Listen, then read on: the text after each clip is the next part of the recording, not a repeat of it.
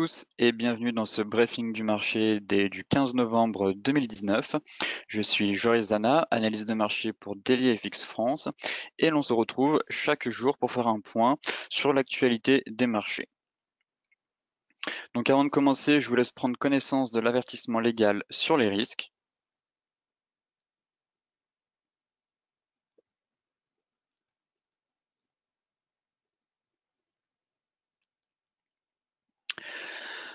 Alors hier, les bourses européennes ont terminé en baisse jeudi, pénalisées par des indicateurs économiques décevants, notamment en Chine, en l'absence de nouveautés dans le dossier commercial. La bonne surprise du jour est venue de l'Allemagne, qui a enregistré au troisième trimestre une croissance inattendue de 0,1% de son PIB, échappant ainsi à une récession technique. Côté US, la bourse de New York a fini jeudi quasiment à l'équilibre. Après les records de ces derniers jours, effectivement, on a eu la nette baisse du titre Cisco ayant fortement justement freiné les trois grands indices. Plus tard dans la soirée, on a eu le discours de Jerome Powell. Le président de la Fed a déclaré jeudi qu'il n'y avait aucune raison que l'économie américaine ne reste pas la plus dynamique de tous les pays développés. Il a dit ne percevoir aucune bulle sur le point d'exploser. Enfin, ce matin, on a les indices européens qui ont ouvert, comme vous pouvez le constater sur ce graphique, avec un gap haussier.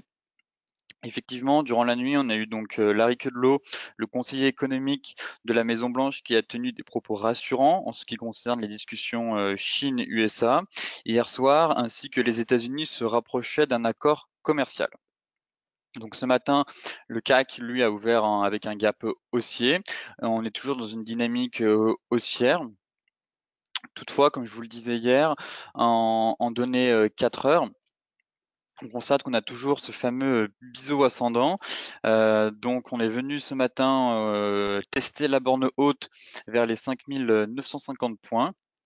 Là, actuellement, on est en train de corriger pour venir fermer ce gap. On a toujours cette divergence baissière sur RSI qui se matérialise. L'indicateur est venu tester l'oblique au niveau des 5950 points ce matin et n'a pas réussi à la franchir.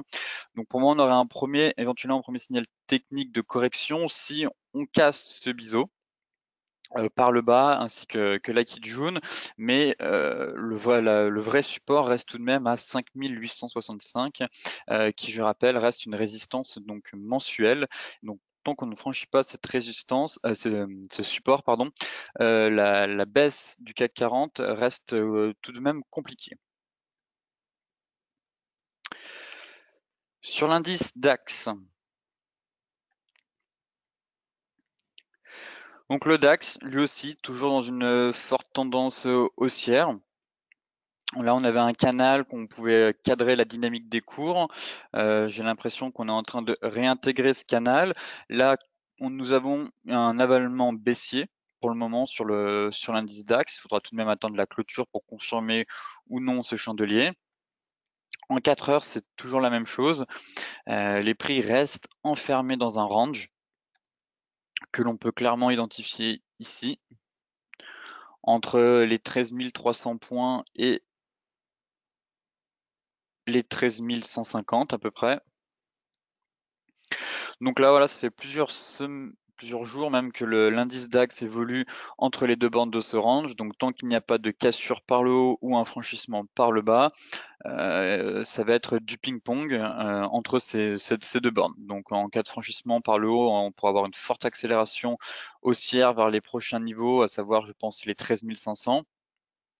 En revanche, si l'on casse le range par le bas, on risquerait de venir combler le gap situé à 12 980 points.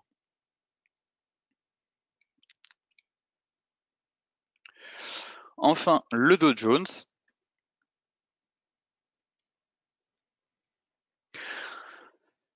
Pareil, toujours une dynamique de fond qui reste très haussière. On n'a aucun chandelier de retournement pour le moment. On a une zone de consolidation au niveau des 27 790 et 27 560 points. On est toujours au-dessus de cette fameuse oblique qui passe par tous les plus hauts. Donc, pour le moment, l'indice américain ne montre pas vraiment de signes de faiblesse. On peut essayer de descendre sur les unités de temps inférieures. Donc on a aussi une sorte de range, comme je vous le disais, compris entre ces deux bornes. On est toujours au-dessus de la Tenkan. Donc pour le moment, aucun signe d'affaiblissement de la tendance. À voir aujourd'hui, nous avons quand même les ventes au détail à 14h30. Donc ça pourrait éventuellement créer un peu de volatilité sur l'indice américain. Côté Forex.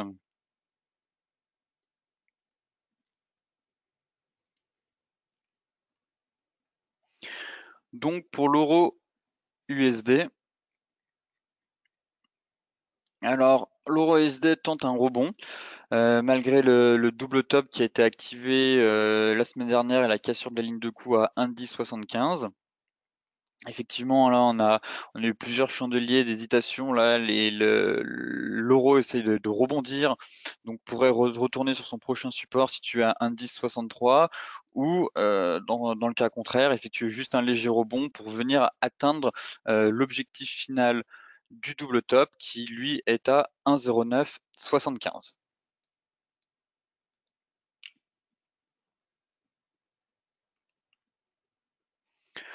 Concernant l'euro CHF. Alors l'euro CHF, comme je vous le disais, on est toujours dans une phase de range. Hier, on est quasiment venu tester la borne basse du range située à 1,0835. Pour le moment, les prix donc rebondissent. Ici, on a eu un doji et là, on a une bougie verte qui pourrait peut-être déclencher une étoile du matin. Si je descends sur les unités de temps 4 heures, voilà, on avait un signal technique éventuellement intéressant. Comme vous pouvez le constater, juste ici, il y avait donc une divergence haussière sur RSI. Donc les prix sont venus, donc la divergence a été validée. Effectivement, on est repassé au-dessus de la zone des 30. Et donc les prix ont déclenché une divergence et se rapprochent de la Kijun. Donc on pourrait en déclencher un petit rebond. Pourquoi pas essayer d'envisager un retour sur les 1,0969 et dans ce cas-là retracer une partie du mouvement baissier. Et en cas d'invalidation, l'objectif final pour moi reste tout de même la borne basse du range où il est pour moi plus prudent d'essayer de tenter du moins des achats, car comme vous pouvez le constater, c'est une zone qui a été travaillée à plusieurs reprises. Ici, on est un peu au milieu de nulle part, ça correspond pas à grand-chose, cette zone. Donc, il serait plus intéressant d'attendre un retour sur ce niveau-là pour tenter quelques achats si éventuellement on a quelques signaux de retournement. Maintenant, on va regarder les paires en yens. Donc, l'USD yen.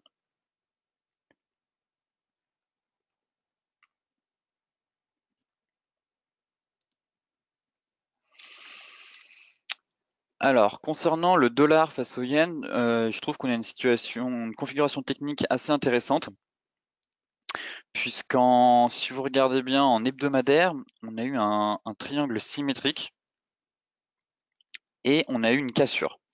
Donc on a un énorme triangle et qui laisse envisager donc une poursuite ou du moins une correction baissière à venir dans les prochains mois ou dans les prochaines semaines.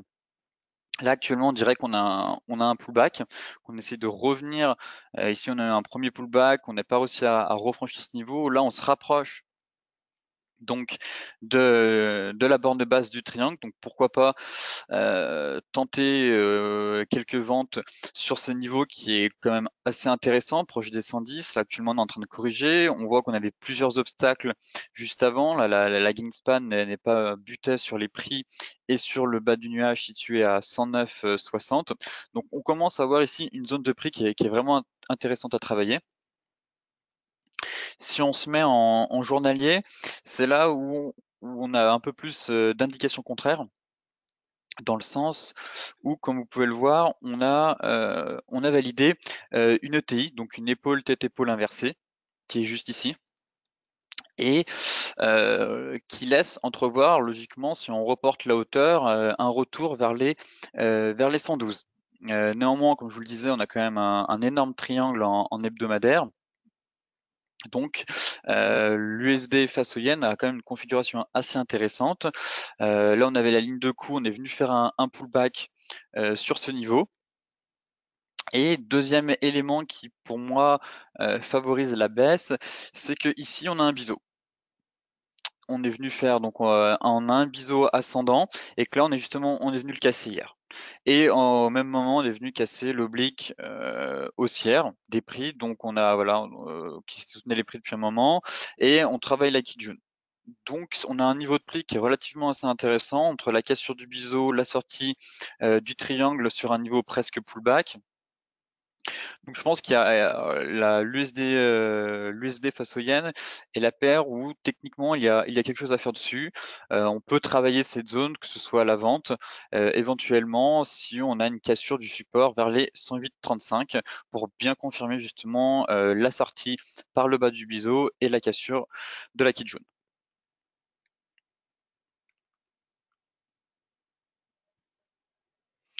Concernant la livre face au yen, il ne se passe strictement rien. On a eu un énorme rallye suite aux avancées sur le dossier du Brexit, mais depuis plus rien.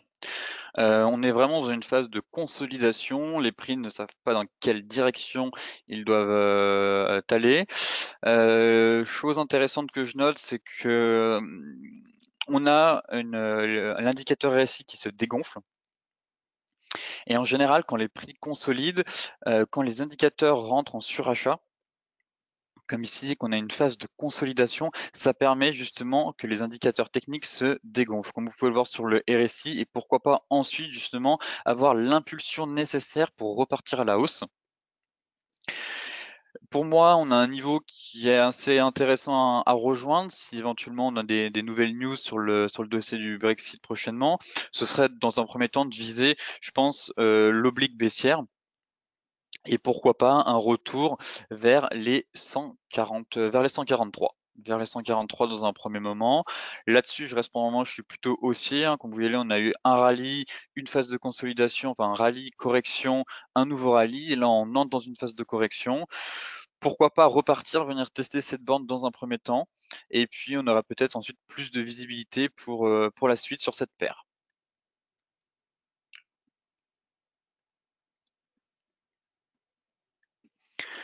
Concernant l'euro face au yen, donc clairement, on a une dynamique de fond qui reste baissière.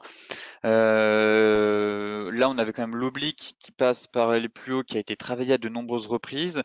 Dans l'un de mes derniers articles, j'avais constaté que le niveau des 121, qui reste quand même une zone de polarité. Vous voyez, là, on a fait une fois de support, on a testé une fois le support ici, une fois ici, on l'a cassé, et là, on revient travailler ce niveau, mais on ne parvient pas à s'extraire de ce niveau, donc on a vraiment une forte zone de polarité, un support qui est devenu résistance. Là, on avait la divergence haussière sur RSI qui a permis de relancer la dynamique, enfin une reprise haussière des cours. Mais là, l'euro cale actuellement face au yen. On a éventuellement un petit canal haussier pour essayer de cadrer justement cette dynamique, enfin cette reprise haussière des prix.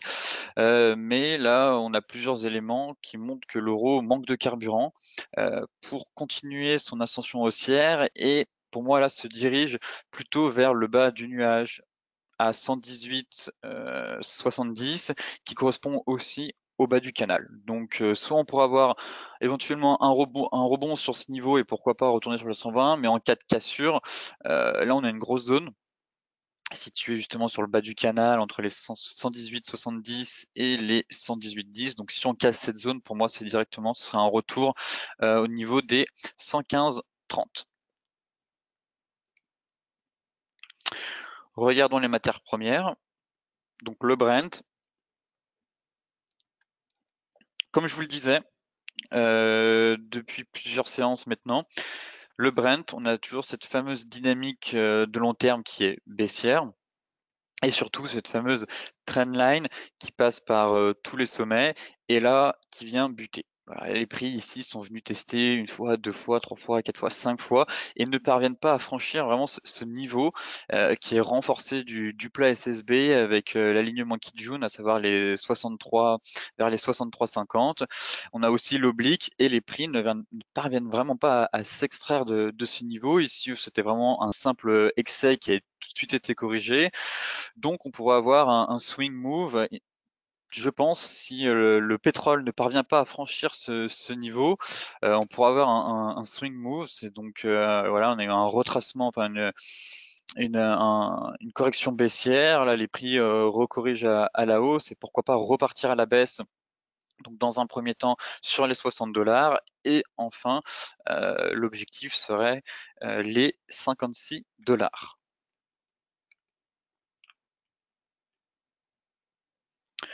Concernant le gold,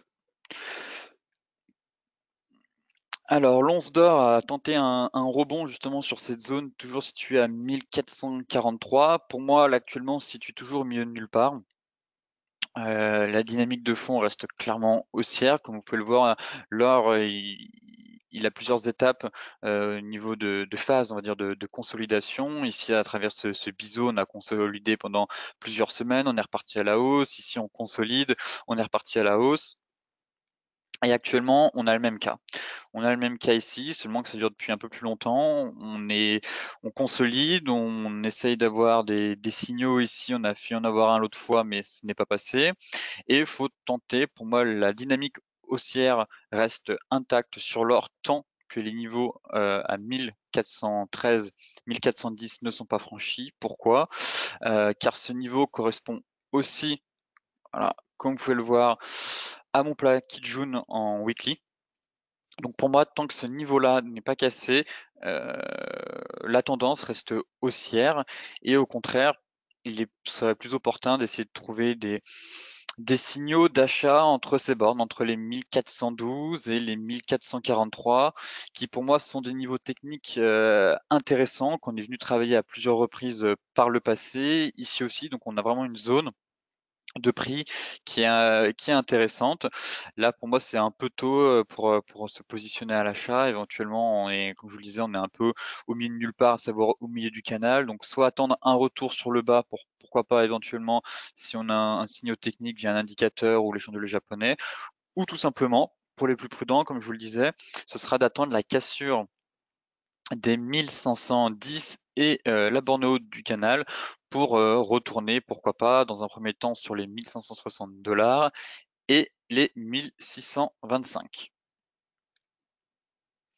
Enfin, pour terminer, le Bitcoin.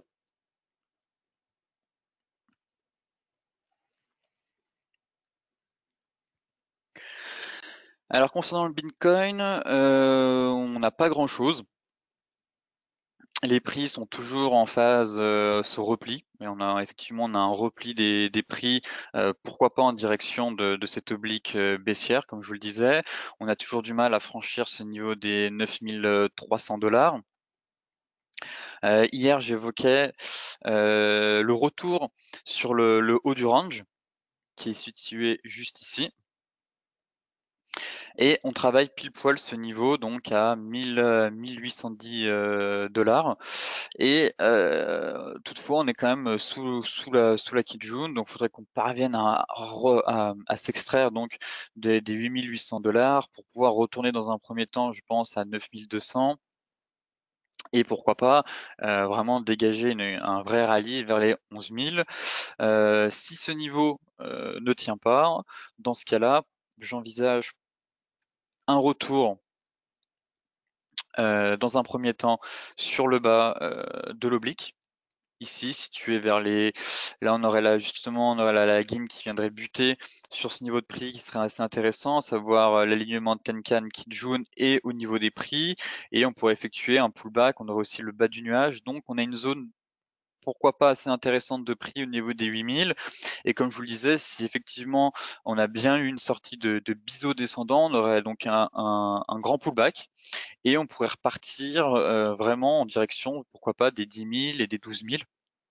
Mais pour ça, le point pivot clé pour la suite, ça reste quand même les 9 300 $, hein, comme je vous le disais. Ça, c'est vraiment la zone de polarité à franchir et sans ça, malheureusement, la dynamique reste baissière sur le bitcoin. Voilà, ce briefing des marchés touche à sa fin. Je vous souhaite donc à tous et à toutes une excellente journée. Si vous souhaitez consulter donc l'intégralité du briefing des marchés, je vous mets le lien dans la description de la vidéo. Et donc moi je vous retrouve la semaine prochaine pour faire un nouveau point sur les marchés.